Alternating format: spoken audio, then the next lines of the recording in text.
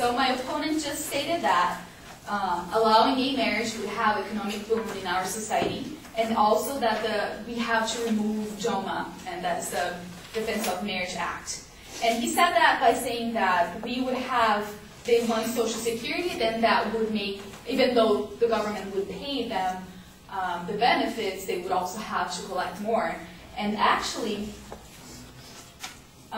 it's funny because what homosexuals want is that their partners should be eligible for Social Security survivor's benefit.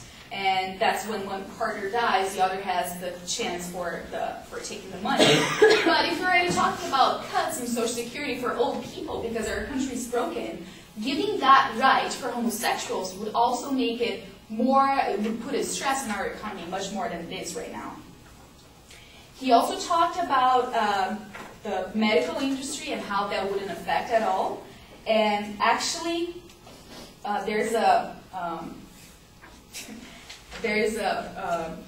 another problem is that with non-traditional families they are being followed by social pathologies, and the demand for governmental policy and Social Security or social services also grow.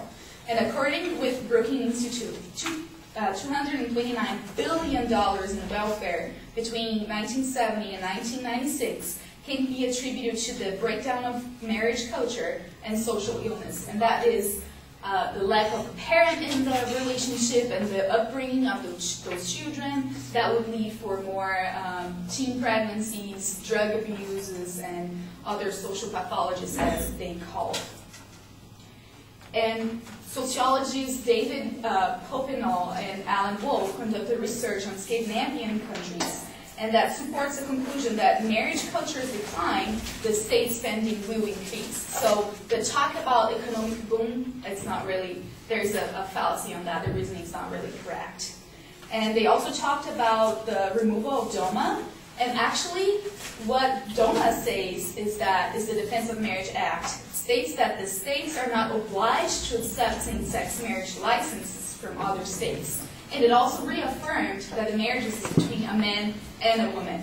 So it's not really denying them the right to marry. Everyone is equal, as they are saying. And what they are asking for is a special treatment. Men today are heterosexuals. Heterosexual men right now have the right, or has the right to marry a woman. And a heterosexual woman has the right to marry a man.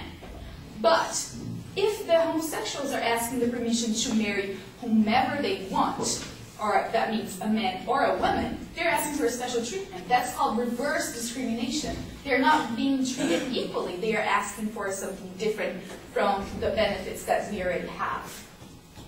And I want to talk about the fairness, and actually you can say that it's not fair to bring them, not to let them marry. But any legal system that distinguishes marriage from other non-marital forms of union from recognition will exclude some groups from that. And so before we can say that those homosexuals are not included in the Equal Protection Clause, we have to define marriage. And DOMA, a federal law, defined that as the marriage as the union between a man and a woman.